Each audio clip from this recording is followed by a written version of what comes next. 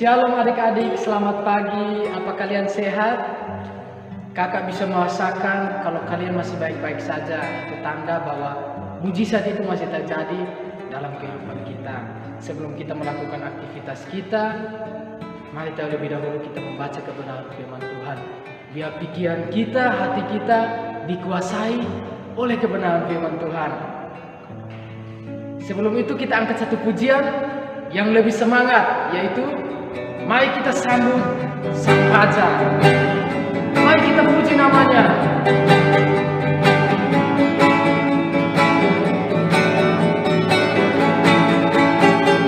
Mari kita sambut Sang Raja. Mari kita puji namanya. Dia yang maha mulia, Dia yang maha kuasa. Siapa dia? Yesus, Yesus, Yesus namanya.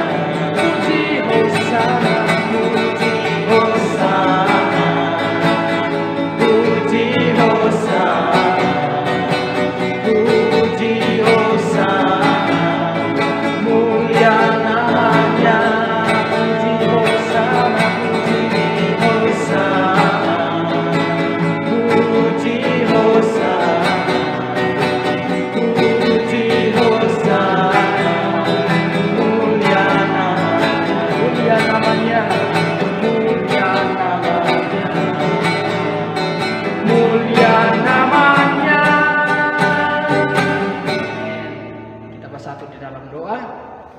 Tuhan, terima kasih karena Tuhan baik dalam kehidupan kami. Tuhan tidak pernah meninggalkan kami. Tuhan, kami mau membaca kebenaran firman-Mu Tuhan saat ini. Dan biarlah Tuhan pimpin pikiran kami pada kebenaran-Mu Tuhan. Sehingga kami bisa mengerti apa kehendak Tuhan di dalam kehidupan kami lewat kebenaran firman Tuhan. Dan pujilah nama-Mu Tuhan di dalam nama Tuhan Yesus. Haleluya. Amin. Adik-adik, kita sama-sama membuka Alkitab kita dalam Matius pasalnya yang ke-22, ayatnya yang ke-pertama sampai ayatnya yang ke-14. Kakak ulangi lagi, Matius pasalnya yang ke-22, ayat 1 sampai ayatnya yang ke-14. Kita baca bersama-sama. Demikianlah firman Tuhan. Perumpamaan tentang perjamuan kawin. Lalu Yesus berbicara pula dalam perumpamaan kepada mereka. Hal kerajaan surga seumpama seorang raja yang mengadakan perjamuan kawin untuk anaknya. Ia menyuruh hamba-hambanya memanggil orang-orang yang telah diundang ke perjamuan kawin itu, tetapi orang-orang itu tidak mau datang. Ia menyuruh pula hamba-hamba lain, pesannya, katakanlah kepada orang-orang yang diundang itu, sesungguhnya hidangan telah kusediakan, lembu-lembu jantan dan ternak peliharanku telah kusembeli, semuanya telah tersedia, datanglah ke perjamuan kawin ini. Tetapi orang-orang yang diundang itu tidak mengindahkannya. Ada yang pergi ke ladangnya, ada yang pergi mengurus usahanya, dan ada yang lain menangkap hamba-hambanya itu, menyiksanya dan membunuhnya. Maka murkalah raja itu, lalu menyuruh pasukannya ke sana untuk membinasakan pembunuh-pembunuh itu dan membakar kota mereka. Sesudah itu, ia berkata kepada hamba-hambanya, perjamuan kawin telah tersedia, tetapi orang-orang yang diundang tadi tidak layak untuk itu. Sebab itu, pergilah ke persimpangan-persimpangan jalan dan undanglah setiap orang yang kamu jumpai di sana ke perjamuan kawin itu. Maka pergilah hamba-hamba itu dan mereka mengumpulkan semua orang yang dijumpainya di jalan-jalan, orang-orang jahat dan orang-orang baik, sehingga penuhlah ruangan perjamuan kawin itu dengan tamu. Ketika raja itu masuk untuk bertemu dengan tamu-tamu itu, ia melihat seorang yang tidak berpakaian pesta. Ia berkata kepadanya, "Hai saudara, bagaimana engkau masuk kemari dengan tidak mengenakan pakaian pesta?" Tetapi orang itu diam saja. Lalu kata raja itu kepada hamba-hambanya, ikatlah kaki dan tangannya dan campakkanlah orang itu ke dalam kegelapan yang paling gelap. Di sanalah akan terdapat ratap dan kata gigi. Sebab banyak yang dipanggil, tetapi sedikit yang dipilih. Amin. Kebenaran firman Tuhan yang telah kita baca biarlah menjadi pegangan dalam kehidupan kita. Nah, ayat firman Tuhan yang sudah kita baca ini mengenai perumpamaan tentang perjamuan kawin. Jadi ayat ini kakak sambungkan dalam kehidupan kita. Seorang raja yang ingin merayakan akan anaknya sehingga mengadakan suatu perjamuan kawin. Nah, perjamuan kawin itu seperti apa? Suatu perayaan atau pesta yang besar. Sehingga seorang raja ini dia mengundang banyak undangan kepada orang-orang yang harus mengikuti perjamuan kawin ini. Nah, adik-adik,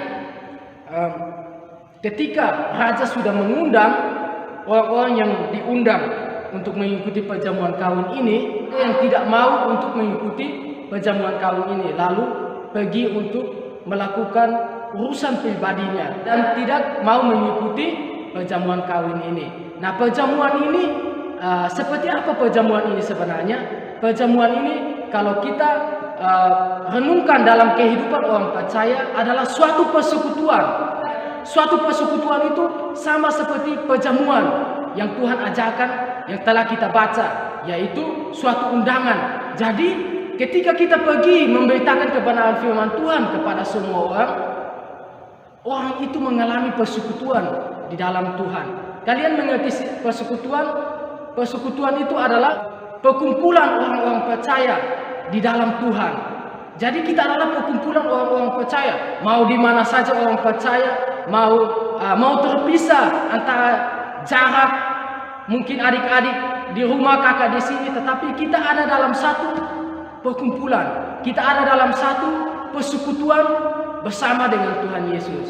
Nah, kakak bisa contohkan ya, kakak contohkan kepada adik-adik. Apakah adik-adik sudah pernah mengikuti yang namanya pesta ulang tahun untuk adik-adik sendiri, ataukah sudah pernah mengikuti pesta ulang tahun yang dirayakan oleh teman? Nah, itu adalah suatu perayaan. Seperti itu, kakak contohkan bahwa di dalam suatu perayaan, di situ kita merayakan. Jadi di dalam Tuhan Yesus kita terus merayakan, yaitu kebangkitan Tuhan. Di situ ada sukacita, pengharapan yang baru. Nah, jadi ketika raja ini mengundang orang-orang untuk datang ke perayaan itu, ada yang menolaknya, bahkan melakukan urusan pribadinya. Raja itu memutuskan, okelah, kalau tidak ada yang mau mengikuti undangan ini, dia menyuruh hambanya pergi ke persimpangan jalan, pergi di mana saja untuk menemui orang-orang yang mau mengikuti perjamuan kawin ini. Dan ketika hamba-hamba itu pergi ke persimpangan jalan, pergi kemana saja yang raja itu perintahkan, mereka pergi mendapatkan orang-orang untuk mengikuti undangan itu.